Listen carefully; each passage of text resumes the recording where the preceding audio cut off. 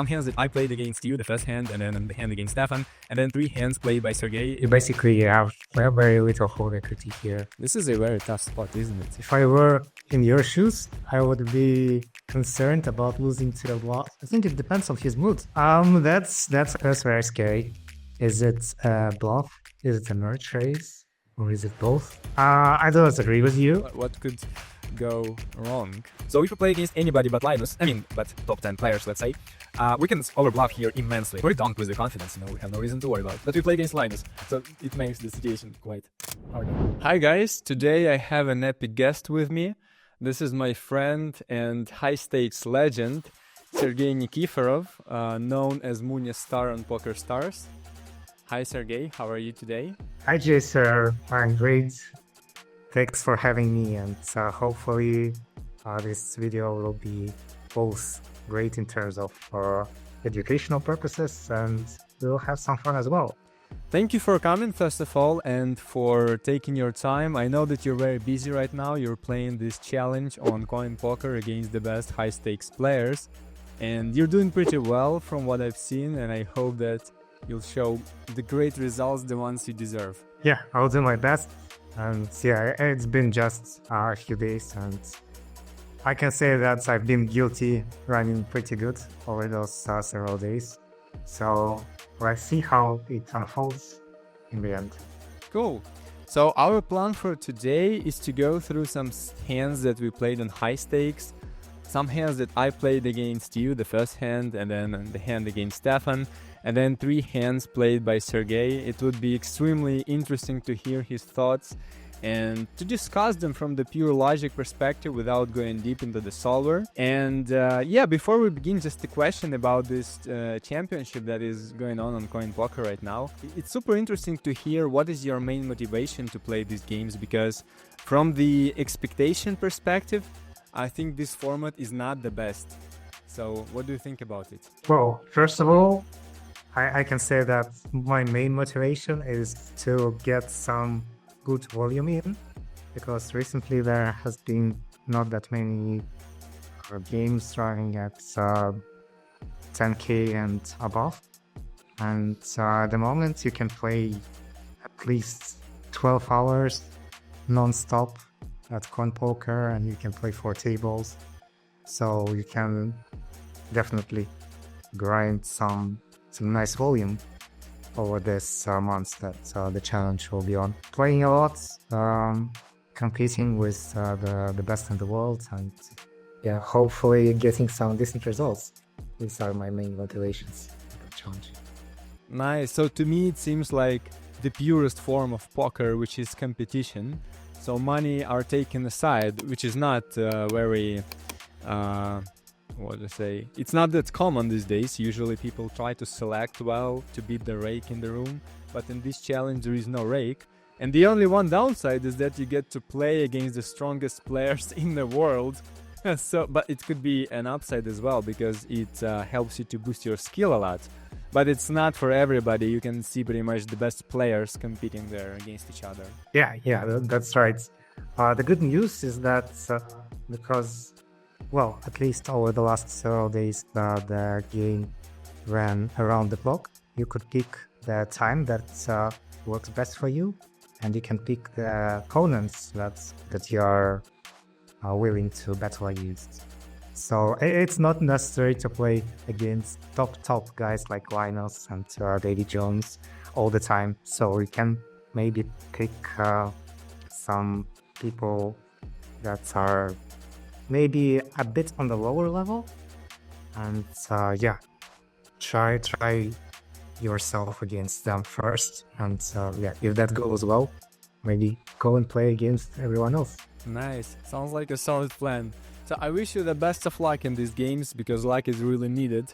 The variance is going to be very high, I think. Yeah, I think so. Awesome. How needed. Alright, let's start with our today's analysis. This is an interesting format. We'll begin with the hand played against each other. What is going on here? We play some 3 max with Iceman and Muniz, and I got dealt ace-5 suited, the best hand according to Solar, according to GTO Wizard.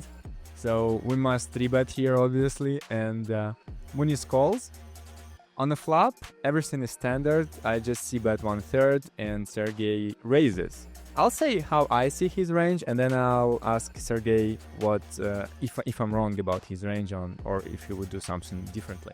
When I'm faced with raise here, I expect him to wrap, let's say, set of 5s and 3 sets of 4s. I don't think that many sets are going to be slow played because we are almost 200 BB effective stack deep. And pocket jacks, maybe half of them are called pre-flop and the rest are 4-bet. So I don't expect many slow plays on the flop. Let's say set of 5s, 3 combos of 4s, and maybe let's say 1 combo of jacks. 5 combos of sets, and then 4-5 suited, probably a nice hand to raise, let's say 50-50, so 1 more combo.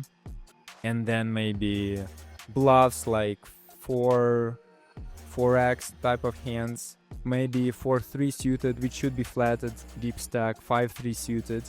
Well, it's on a line, but by the way, would you call this hand pre-flop here? 200 BB. Yeah, definitely. So they opened them. Yeah, I would call it for sure. Yeah, so it's always fold 100 BB, but 200 BB should be a nice call. Well, it makes a nice bluff on the flop, as well as hands like 5-6 suited, 5-7 suited, pocket 6s, especially the one with spades, and then hands like Queen 10, King Queen, maybe Queen 9, backdoors, and some flush draws, Ace 3 suited, something like a combo draw, and then maybe 2 overcard plus a flush draw, maybe hands like King Queen. Anything else you would raise here? I think when you're that deep, this board actually is pretty good for the button because of the connectivity between 4 and 5. I would imagine that small blinds range should not have that many hands like 6-7 or 7-8, ace deuce, ace 3. When this board comes, there are 2 more cards to come. There can be a lot of runouts where the button will have unique nuts, so small blind won't have them. For example, a 6, a 7, an 8, a deuce, a 3. They're all favorable for the button. And I think nowadays, that the button should build its raising range around the combos that both hit on those cards and do not hit on those cards. Some of the combos should hit those cards, some of them should still be bluffs on those cards, because it will be very profitable to follow with the aggression on those cards. So, as you mentioned, in terms of value, the button could have sets of 4s, sets of 5s, mainly sets of jacks, although I would probably slow play pocket jacks nowadays, and the spots. And I feel that 4-5 is a very good combo to raise here on the flop, because it's a very good thing to make the small blind fold his underplayers at some point, because they have so much equity against 4-5. If I'm not mistaken, they have around 30%, considering they could hit a set or a jack and counterfeit the 4-5. Mainly sets, 2 pairs, and various layered bluffs around 4 and 5. It's nice that you mentioned draws like open-ender 6-7 and 7-8. I forgot to mention them, by the way. The way I would build my range, I definitely raise the diamond combos always, so 6-7 and 7-8 to make better diamond combos fold, because we can raise flop and then we almost always continue on the turn. But then I would also slow play some of them. Probably less in 200 dB, but much more often. Probably never raise in 100 dB stack because of the risk of being raised, shoved on a flop, and then just our equity getting burned. So would you slow play your open enders and gotchas on flop, or not slow play, but play passively, or would you always try to raise and apply the maximum pressure here? Raise or every single time with those combos, but as a part of my strategy, I would raise sometimes, yeah. And yeah, raising combos with diamonds hands down is pretty good, because as you mentioned, they will fold out a lot of better backdoor hands. And it's also cool the way you think. You mentioned that because this board is connected, and button could raise more often than compared to 100 BB. First of all, he's not at the risk of getting shoved at on a flop, so he can realize his 8-outer type of hands and gut shots. And at the same time, we want to add some unobvious bluffs like 2 overcards and then backdoors. So if 3, 7 or 8 comes on the turn, we could have those hands and then bluff them on the river. So it's not obvious the way our range looks for our game. I think there are two interesting hands to raise this flop, or pocket deuce and pocket trace with a spade, or maybe even without the spade. Yeah, they make really good bluffs. And what about hands like Queen 9, Queen 10? This hand is very important because this is what I was hoping to see in this hand, as the action shows. We think those hands with backdoor diamonds. They also sometimes be raised. They're fun. Cool. And the last point I'd like to cover here, I think, and I'd like to hear your opinion about this idea on a flop that because we're deep, we should c-bet less compared to 100 BB. I mean, this is quite an obvious idea, but still, we shouldn't just play our hand on autopilot and c-bet a high frequency here, because in 200 BB, button's range is going to be stronger because of those seeded connectors and additional equity type of hands. Yeah, that's absolutely right. And I would also say that ideally, the small blind sizing should be larger than the third pot, because, well, you do not pressure that many hands in the button's range with this sizing. So basically, like, every backdoor hand calls, every hand with 2 overcards call, any pair could call this size. So you basically have very little hold equity here, 200 big blinds deep. Yeah, I agree. So as we lower our c-betting frequency by at the same time making it stronger, we can also increase our bet size. That would be very logical adjustment. So let's see what happens. On the flop, we have no other option but call. I don't think that 3-betting makes any sense. I mean, yes, we block set of 5s, but from our whole range perspective, I don't think that we really want to do that with this hand. It's pretty good. A horrible card comes. So I check and Sergey bets 2/3. This is a very tough spot, isn't it? That's why it's important to really have bluffs here on the turn that do not hit an 8. I would love being here with pocket deuces or 3s, because I could apply a lot of pressure to your range, and not only can I do that on the turn, but also there will be a lot of rivers that I could follow my bluffs through, and will gain some very good fold equity. What are your thoughts on how to continue in this spot? I'd like to point out this very important thing, that our play is going to be different from GTO, because the majority of our opponents, and when I say our, I mean players who play, let's say, mid stakes to high stakes, they would underbluff in this spot in button's position, because they would not have enough pocket deuces, 3s, and those overcards type of bluffs on the flop. I think they would raise tighter than GTO suggests. So on this card, they would have less bluffs and more value than they should in theory. Therefore, it would be a fold for the small blind against most opponents, especially against the tighter ones. But against the stronger players, like Sergey, here is the problem. He will have those bluffs, and it's not really obvious if our hand is worse than, let's say, pocket 10s or pocket 9s.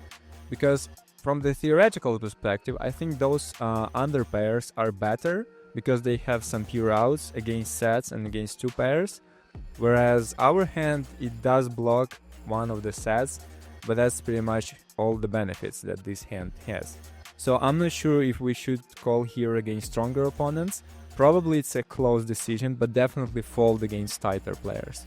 What do you think? Would you continue against yourself or just fold already? Because, I mean, spot is getting worse and worse. Yeah, if I were in your shoes, I would be concerned about losing to the bluff that button could have. For example, it's not out of this world for button to barrel a hand like 8-7 or 8-6, trying to fold out your 9s and 10s and getting calls from flush draws, 6s, 7, 5, 6, and stuff. So I would probably fold your hand. Yeah, if we call here this large bet, there will be a lot of rivers where our hand either gets even worse or will be bluffed at a very high frequency. I remember after playing this hand, it took me a lot of time to think about it. I remember like walking around the lake and just contemplating what was going on here. And I realized that the biggest mistake with my thinking process at that point, with continuing on the turn, was that there are plenty of hands like pocket sixes, and as Sergey mentioned, 8-7, 8-6 type of hands that we already lose to. So our blocker is not super helpful here. The more I thought about it, the less I liked my hand, and it went from the marginal type of hand to mistake type of hand category. So anyway, I thought and I continued on the turn thinking that my blocker works. And river is an interesting card. Now, some of Sergey's bluffs have gotten there, pocket sixes, 8-6. His value bets remain, I think. Sets are going to shove hands like 4-5, but there is just one combo. If one raises and one calls on the flop, it's going to check behind, probably. And what is going to shove is one set of 5s, 3 sets of 4s. That's 4 combos, and then pocket sixes. How many? Probably half of them that raise on the flop, let's say 3 combos. So let's say 7 combos, and then some 8-6. So maybe 8 to 9 combos altogether. Maybe some slow play jacks, but I think overall from 8 to 10 value combos that are wrapped here. So on the big blind, I don't think we can donk bet on the river because this card doesn't help our range. We don't have as many 6s or 10-9s as our opponent. So we check, and what can go wrong? He obviously shoves on the river. So from 8 to 10 value combos, given the pot odds, we need around 4 bluffs, approximately on average. And those hands could be pocket deuces, pocket threes, queen 10, king queen. And also I think, and this was one of the main reasons why I called on the river, that this card, it looks really scary in small blind's eyes. Therefore, I would expect from a stronger player to kind of overbluff here, even with the bad blockers like missed flush draws. So we're talking about some almost max exploit on the river, but still this is something I would expect. And from this perspective, we need to get like 4 bluffs to make a profitable call. Do you think it's realistic, or are we done? Yeah, before answering your question, I wanted to ask you my question. So we've mentioned a lot of different bluffs on the flop that could raise. Do you expect any of the bluffs to not follow the turn? Like, for example, if the button has a hand like king queen with queen of spades, do you expect the button to check back the turn? Ever? I'm not sure, because the turn card is quite... well, obviously sometimes this hand is given up, but not always. Because the turn card, it looks very helpful for in positions range, and there are still plenty hands that will fold, for example 10s, 9s, or could fold, and floats like king queen, ace queen with spades. So probably at least some part of those hands will continue on the turn. Yeah, I feel the same. If those hands back the turn most of the time, and then this river comes, I don't really expect a hand like king queen with a queen of spades or queen 10 of diamonds, queen 9 of diamonds to give up. I don't expect deuces, pocket threes to check back. The only hands that I expect the button could check back is not flush draw, or maybe a hand like 8x or 7x with a flush draw that can still win against not flush draw in small blinds hand. You mentioned that we need 4 or 4.5 bluffs to make a break-even or slightly profitable call, and I feel that there will be enough bluffs in button shoes here.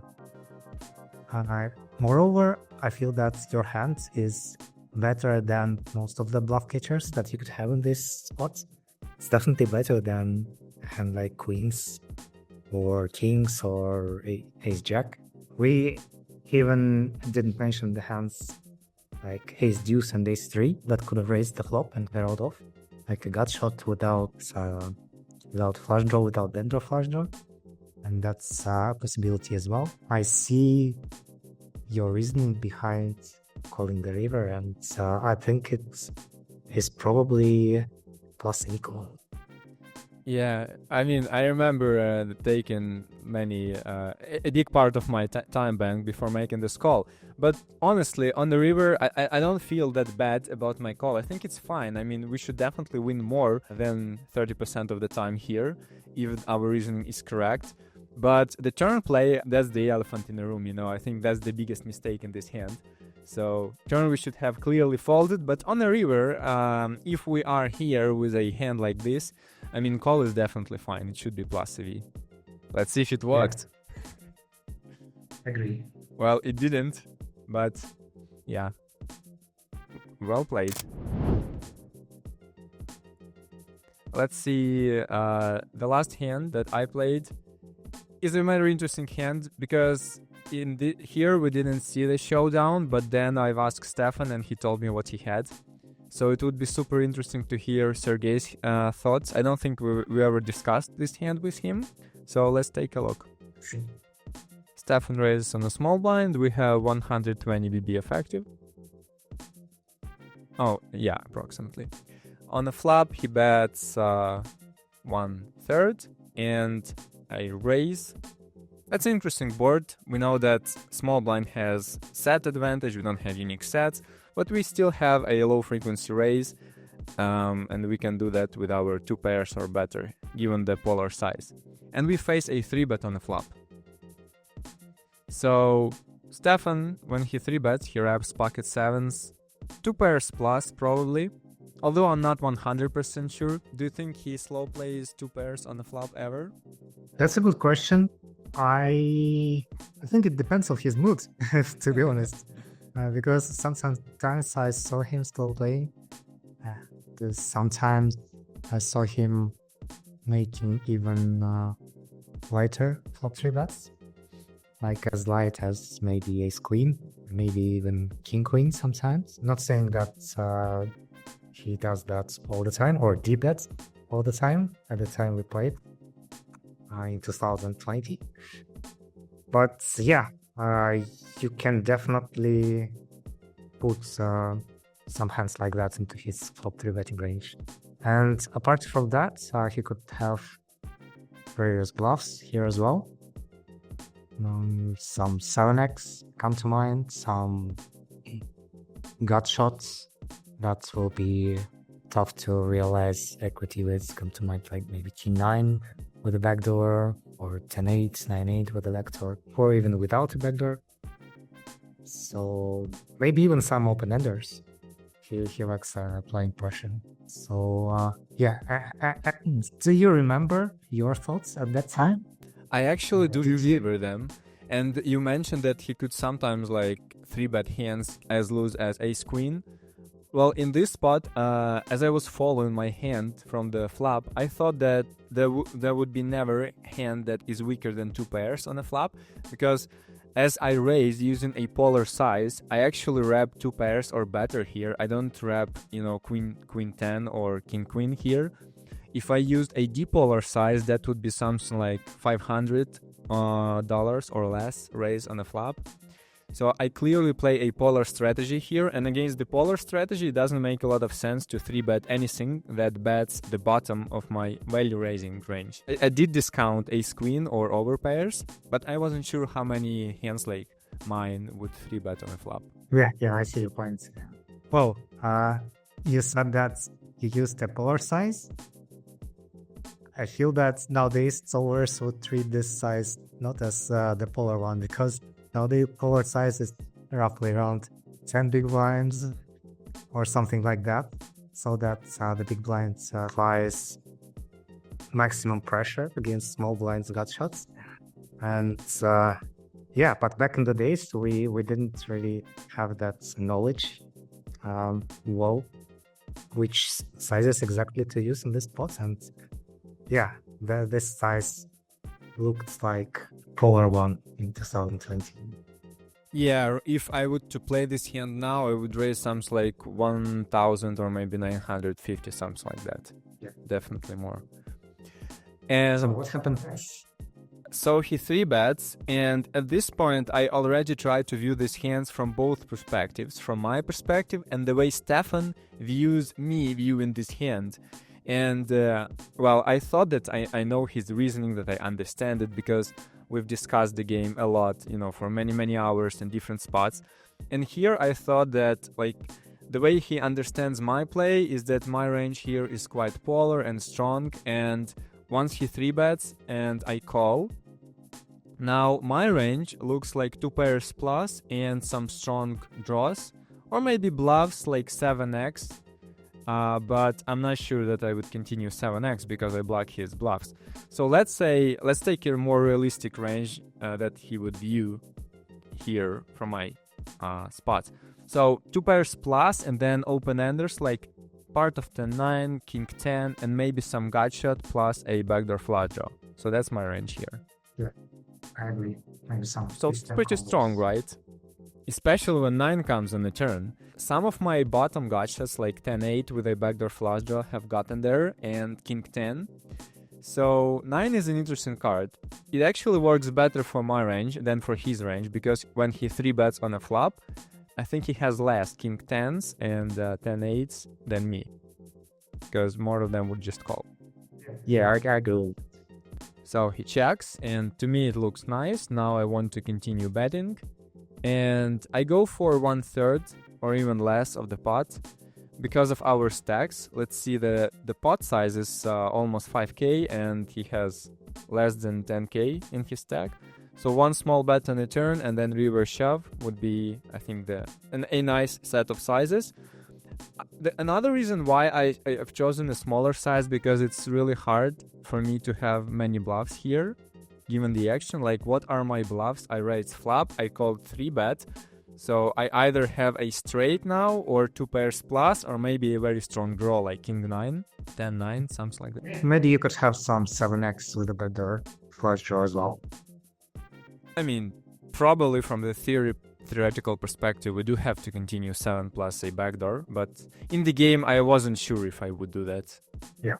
I mean, we block his bluffs, so it's not super obvious. Anyway, would you agree with the size that I've used on the turn, or maybe you choose a bigger bet? I feel that we could bet larger because he has a part of his range that would call more, and he doesn't really have any hands in his range that would fold, let's say, to 1600 and continue to this size. Maybe king 9, but from how I feel Stefan plays, he would not check king 9 in the first place, so it doesn't really matter to target king 9 in this spot. So I would probably bet a little bit larger. Yeah, You're fine. Your side is fine as well. yeah, but around 40% would probably do a better job here. Yeah. All right. What could go wrong? So I bet my range is super strong in his eyes, at least that's what I'm hoping for. And he goes for a double check. I mean, not double, but check raise. Now, what the hell do we do here? That's very scary. Maybe he could have the same hands as we do, so that's helping us a little bit. And I don't know, it's very tough. Usually this check and small raises are quite knotted, but I still think that our hand is too strong against this type of player, and I don't think we could do anything but continue on here. I don't think it makes sense to jam here because I don't really see many high equity draws that could play this way.